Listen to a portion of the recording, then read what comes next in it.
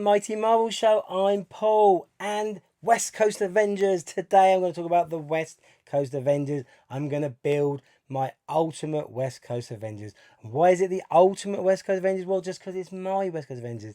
That's all. Which team gives me the feels? I'm sure you've got your own, and I'm sure you're going to tell me about it in the comments under this video.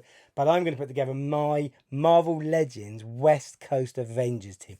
And I've given myself a few rules because I'm a nerd and that's why I've done it. So give myself a couple of very simple rules. They are, number one, I have to own the figure, because I can't put them in a display if I don't own the figure. So must own the Marvel Legends figure. Secondly, they have to have appeared in the comic book run of the West Coast Avengers, which started back in 1983, which is a great run, lasted for 102 issues, and had a number of people on the roster. More on that in a minute. And then so number two rule is they've got to have appeared in the comics. And then the third rule is I'm ignoring, during that run, Captain America called all the Avengers together. Anyone who'd ever been an Avenger or ever appeared in the Avengers or helped fight with the Avengers, he basically called them all together and said, you're all now Avengers. So there might be an active roster of, 5, 6, 7 or whatever it might be, but you're all Avengers. So I'm ignoring that rule because that means I could just throw in any character and any figure I wanted, which is a bit of a cheat to do it that way. So I am sticking purely with those three rules. In the comic, own the character, and must have actually been an active Avenger on the roster during that time. So that's where I'm going for. And I'm going to start looking at the leader, my first position. And I haven't worked out yet, will I do 5? Will I do 6? Will I do 7? I don't know yet. Let's have a look at some of the candidates. Now, background. There were 20 active members overall of the West Coast Avengers throughout that run. The leader, predominantly, Clint Barton, Hawkeye, you know him, the famous archer, was a leader right the way through. And then towards the 50th issue onwards, issue sort of 49, 50, 51 onwards, the government put in John Walker, the US agent, to basically be a liaison to the West Coast Avengers, so ensure the government had a bit of oversight on them, they knew what they were doing, that they stayed in control of what they were after. So I'm really narrowing the candidates down within this to those two. Is it Hawkeye or is it US agent? Here is the US agent and here is Hawkeye. As I get in there, there is Hawkeye, and I've also got the Infinite Series Hawkeye as well. So, who we saw kind of wear a bit of this armour later on when he had a bit of a showdown with the US agent. But here are my candidates there. So, Hawkeye or the US agent. Now, I've always liked the US agent, despite the fact he's a bit of a douchebag. But I have always liked the US agent as a character. And obviously, Hawkeye is the legendary archer from Avengers history, Hawkeye. So, I'm picking for the leader, making my team Hawkeye, and I'm picking this old school Toy Biz version of the character. The face is a bit questionable. It's not the best mould, bit of an old school, but it is the old school mask with the pointy ears on the side, with the pointy eye ears. Eye ears, there you go. And it's very, very comic accurate with the old tunic down to get there. And again, something Marvel Legends don't do now, Hasbro. This bit of material, look at the soft goods on that. A lot more pliable and movable, which means it doesn't get in the way when you're doing bending legs and poses and crunches. So a lot more. You used to be able to do it. Let's do it again now. Make some of that material not as tight and as inflexible as it is. So Hawkeye is in. And then there's some other candidates. Now, the original team was Hawkeye, his wife, Bobby Morse, Mockingbird, Simon Williams, Wonder Man, Tony Stark as Iron Man in that sweet, sweet Silver Centurion armour. And the fifth one was Tigra in the original group. And I thought, what a perfect excuse to have a look at the new, very recently released Tigra figure mint on card. So let's take a look at this Tigra figure in a bit more detail, because that's a good excuse to do it. Let's talk Tigra. There is the fresh minty card, Tigra the Feline Fury. And the information is: fast feline reflexes and a prehensile tail make Tigra a dazzling force to be reckoned with. And here is Tigra. Okay, so first thoughts. It's a great mould, pinless design, which was teased quite a while ago by the Marvel Legends Hasbro crew. Pinless design is great. Double knees. The elbows a bit stiff, but there you go. Elbows moving. Okay. She comes with the claw hands. She comes with fists. And she comes with the cute non-angry head. Okay. Good mould. Good face design.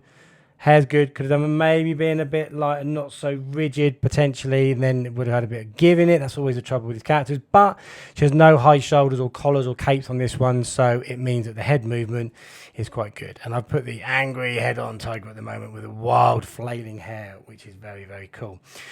First thoughts. The tail is great. The tail is good. No problem with that. And it's quite good for being able to balance the figure on when you're standing.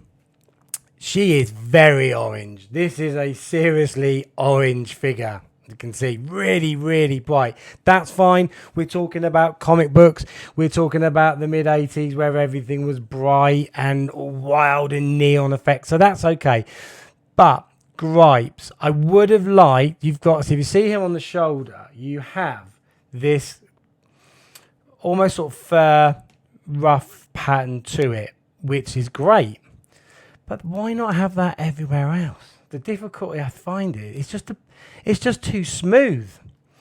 The body shape, the figure itself, it's just too smooth. Oh, the tail's come off. So it's just too smooth. So don't worry, the tail's meant to come off. I completely know what I'm doing. But back to the fur. I would have loved this sort of shoulder design, as you can see there. Give that sort of ridged edge to it, a bit more sort of rough and ready, which is what you would want because she is based on a tiger, and tigers, the last time I checked, had fur. So I think that's a bit of a missed opportunity there. That would have been great across the figure, and it would have given that real sort of fur effect to it. That is the only complaint I do have. The figure is great. It poses really well, as you can see. I've been playing around with some posing shots here. I think the mould of the face is good. It's got good mobility in it. You would obviously wanted good agility in this figure. The legs twist right the way around, which is great. Got good movement in the knees, and the feet tip right the way back as well, so you can get into some good poses. So I am really happy with this character. It was one I've always wanted. The original 2006 Toy Biz version is very, very rare and almost impossible to find everywhere. But I do really love this Tigra version. She is very cool. Again, I just would have wished I had a bit of fur on the figure. But because of, again, the nostalgic feels for this character, and she was an OG wacko, she's very, very high up in my list and a strong candidate for being in my ultimate West Coast Avengers. So a very strong candidate to go into my ultimate West Coast Avengers team there. Now next up, I'm going to talk about Mockingbird, Bobby Morse, Hawkeye's wife. This is a slightly different comic book costume than we saw that Mockingbird wore in the original West Coast Avengers run. It's a bit more Black Canary. I really love that costume. I really like it. And very much more when I was a kid growing up. That was the version I grew up with of Mockingbird. But this is quite a cool one as well. I do like this as well. This is not the greatest figure. The face mold is not that great, but it's okay. But it's a really decent figure, and I do like the figure. So Mockingbird clearly goes into consideration. She eventually ended up splitting up with Hawkeye, breaking up. Then she came back to the team. Then they started working with the Great Lakes Avengers, which was a real sort of quirky, fun team. Some quite powerful individuals in that team. They worked with those for a while, and Hawkeye went off to actually try and mould them into an Avengers team in their own right. But I've not included any of them in this because they didn't actually jump into the West Coast Avengers lineup, so I've discounted them from it. But the Hawkeye Mockingbird dynamic is such a great part, certainly for me growing up as a kid reading these comics. It's such a great part of my sort of Avengers folklore, as it were. I'm going to find it quite hard to keep Mockingbird out of there. So So she's a very strong contender. Okay, so now we talk about Iron Man, Tony Stark, Iron Man, and then also Tony Stark, Iron Man, but nobody knew it was Tony Stark, Iron Man. What does that mean? Let me tell you. This cool Tony Stark, the Silver Centurion, was one of the original founder members one for the Avengers, the original Avengers back in 1963, and then he joined the West Coast Avengers because Stark Enterprises was out there on the West Coast. And he had the cool Iron Man Silver Centurion armor, the number one Iron Man armor of all time, in my own opinion. Don't at me. So during this run of the Avengers, the Armor Wars took place, which I've already covered in another video if you want to go on what that's about. And basically, Iron Man went rogue, taking on and destroying the armors of a number of villains that had been sold his tech illegally after it was stolen from him, and he felt responsible for the damage they caused. So the Avengers, West Coast Avengers, politically were pressured, so they had to expel Iron Man, Tony Stark, from their team. So they did. Then, after the armor wars were resolved and Tony had built a brand new improved armor, he went back to this red and gold version, which is not the best figure. It's a bit more of a nostalgic thing. It's not great. It's not really shiny enough. It's not as cool as the fantastic modular armor Iron Man you've got there. But anyway, so he then came back, tried to rejoin the Avengers, but the world thought that original Iron Man, who at the time was described as Tony Stark's bodyguard, even though they never appeared together, yada yada yada. So the world thought it wasn't Tony Stark inside this armor, that Iron Man had died. Now obviously the West Coast Avengers knew that Tony Stark was the original Iron Man, and therefore the original Iron Man hadn't died, but he couldn't reveal that publicly. And then when he came back to the Avengers, he wouldn't reveal who he was inside the armor. So there was this whole big saga. He'd accidentally say stuff that we think, well, only Tony Stark would know, and it ran for a long time throughout the series. So I've obviously put this armor in as a consideration as well, and this character in, that's the same character, but it's going to be really, really hard to get past this number one contender for me, the Silver Centurion. So obviously that's on the list.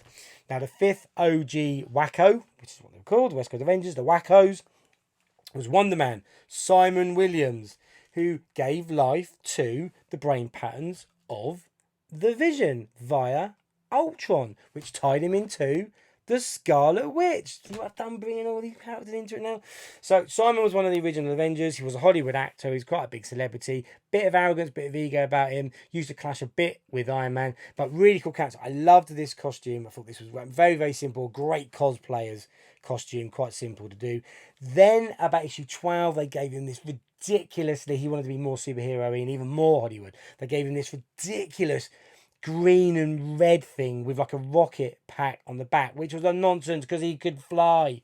But anyway, and could he fly? They gave him a flying scooter as well. I don't know. Don't ask me about it, and I'm not counting that at all. But he obviously gives me a bit of the feels for the original nostalgic team because he was part of that team. So very much consideration for me. Now, I've already mentioned the Vision and the Scarlet Witch. Vision, android created by the robot Ultron. The Scarlet Witch, Wanda Maximoff, who ended up actually marrying the Vision and then accidentally created children using pieces of the soul of Master Pandemonium, which brought in Mephisto, and she got a whole complicated backstory, and she went a bit crazy. This was the start of the run during this, where she started to become the Dark Scarlet Witch and really expand on her powers. Her brother Quicksilver, seen here, came in and joined the Avengers for a while as well. So Quicksilver is a consideration for me as well. And obviously these two are tied together via marriage and a long comics history together. I also considered the White Vision, which was he was stripped down, stolen by the government, and after all the knowledge and secrets he had of government information was taken out of him, he was left in this sort of very cold, very pale, very emotionless version, which we saw in WandaVision earlier this year as well. Now that figure, that White Vision figure, hasn't been released yet. It's on a pre-order here in the UK. It's not arrived yet, so I'm not going to include that one in, but I probably would have had that Vision in if that figure was available, but it's not yet. But I just couldn't wait to get this video done, so I haven't included that one in there. But Vision, Scarlet Witch, and Quicksilver, all considerations to be in my team. We've also then had War Machine, James Rhodes. Obviously, War Machine, amazing cult figure, created the armor was created by Tony Stark. He stepped out of Iron Man when he was going through his alcoholic stage in the comics, and Rhodey actually went into the original red and gold armor, and then got his armor in his own right, the War Machine. And this is such an epic figure. Absolutely love it. Have I got room for 2 Iron Man on my team? I don't know. Or 3 Iron Man on my team? I don't know. But War Machine is a serious consideration to be in my team. And then again, another one, purely biased again, because he's one of my absolute all-time favourite characters, is Moon Knight, is obviously in the list. Moon Knight came into the Avengers during a run where they were trapped in time. They went back, got stuck through time. There's a 7-part epic issue series where they went through various different ages trying to get back. They met Kang as Ramatut in the past. They bumped into Doctor Strange in the past. They were separated from Hawkeye and Mockingbird were separated. Mockingbird came under the spell. She was drugged by the Phantom Rider, who was back in the Wild West, who fell in love with her and manipulated her mind to fall in love with him.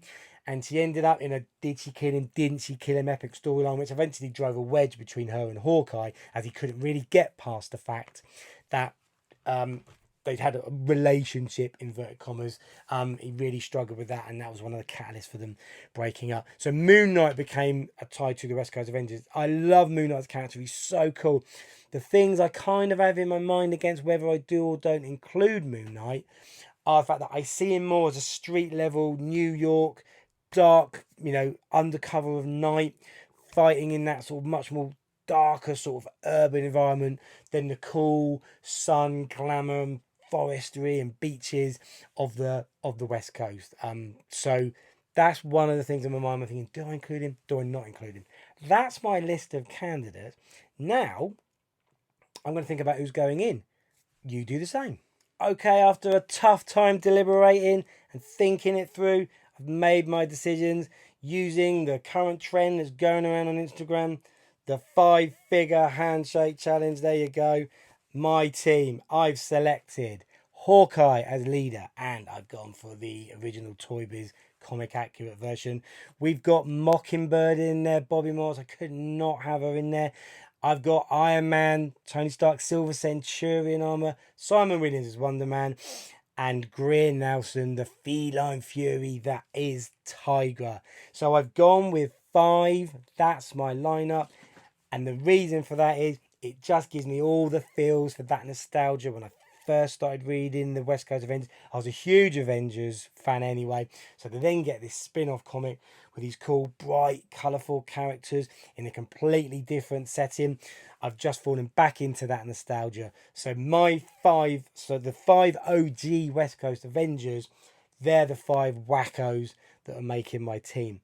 That is my ultimate West Coast Avengers team. Some honourable mentions: the Wasp, who I could have put in there as well. Hank Pym, who came back to the Avengers, and then he'd been Ant-Man, he'd been Yellow Jacket, he'd been Giant Man, he'd been Goliath, with a number of different costume changes came through.